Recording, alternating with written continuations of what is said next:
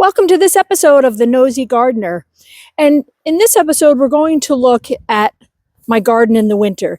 This is the first year that I've left some of the perennial plants up, like the ornamental grasses, and you'll see some sedum and such. Check out episode 16. And in that video, we are in Tanya's garden, and she's talking about the benefits of leaving up your native and perennial plants to provide a place for insects to live in the winter.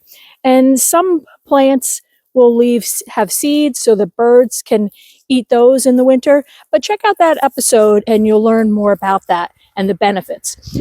Typically, I cut all of the plants in this garden bed down right before the snow, and it's a nice clean look. I typically like it nice and neat, so it looks neat all winter when the snow is here. And then you would just have the arborvitae. This year I'm giving it a try and I'm leaving plants. So we're just going to walk around the garden and see how things look in the winter. I did a video tour, it was episode 10 of the property here and the different gardens. So if you want to see how it looks in the summer, you can check that out, episode 10. So let's walk around and see what the garden looks like in the winter. Let's start with the driveway planter. We have buckets of sand and a shovel to put down when it gets slippery. Here's the sedum under the hydrangea. I always leave the hydrangea blooms up all winter because the snow will pile on them and they look like snowballs. So those are really cool. I leave those up until March. The sedum I actually kind of like. That looks okay. The ornamental grasses, they're starting to flop over. So I may trim those after the snow melts a little bit. This was some black-eyed Sues in there. That doesn't look so great. This was phlox. That doesn't look bad. More ornamental grasses. This is Shasta daisy, and I did deadhead that. But the sticks, that doesn't, I don't object to that. All Shasta daisy sticks. And the ornamental grasses. This is black-eyed Susan down here. It's not terrible. There are some seed heads still on there. There might be some things for birds to eat. And the ornamental grasses and the hydrangea tree. And that all looks fine. This garden area we finished in the end of September. We planted 3 balsam firs, New Canaan firs, what they're called. We have rhododendron, some boxwood, and a mop cypress. I put greens in the window box on the outbuilding. I did cover the garden bed with leaves for mulch for the winter. And so it's settled in.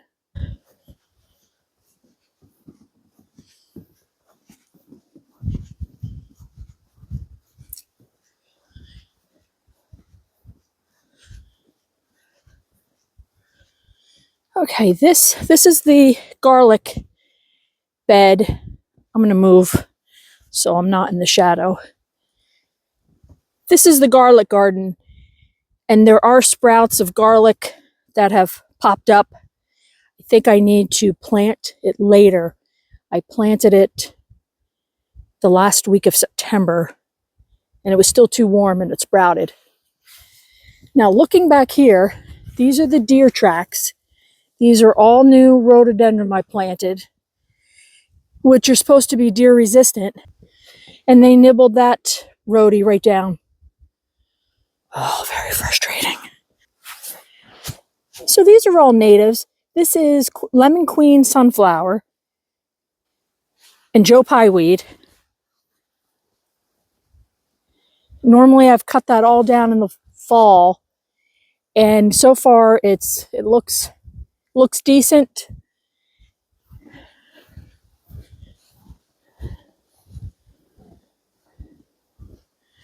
I see critter tracks in here. Critter tracks. Black-eyed Susan. Coneflower. So we've got some coneflower heads there. I've left all those.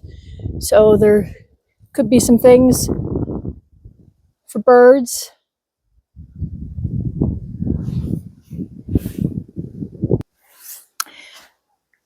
This is what I call the fruit garden. Blueberry bushes, 3 apple trees. The apple trees were our favorite of the deer. So I'll be working on some type of fencing around this. I like the sedum. The sedum looks pretty.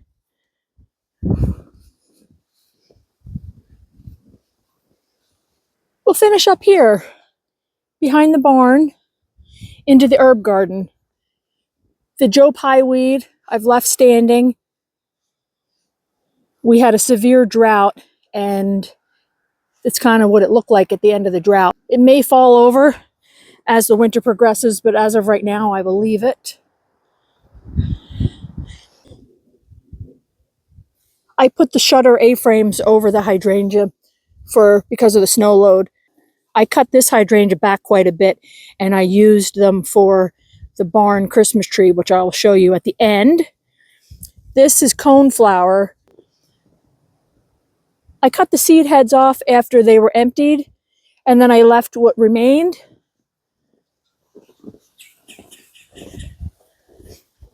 All of the herbs I cut back in the early fall and dried those. This is the path of the herb garden. So the lavender is under there, and I don't do anything with the lavender, I just leave it. More of the coneflower.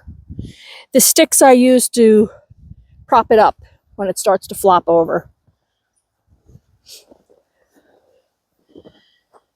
The 2 yews and a juniper. This is all mint. My dead hedge there, and that always looks interesting too with the snow. And critters can be living in there, I suppose.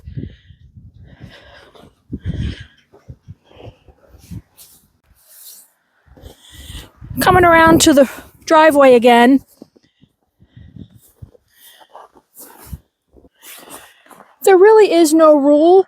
It is just a matter of visual preference, and my opinion is that would look better if it was all cut back, so I may do that within the next month. What I did for the window box is I put in fresh soil, put in the greens, and then filled it with water so it froze to a nice solid block, which is very helpful in windy situations.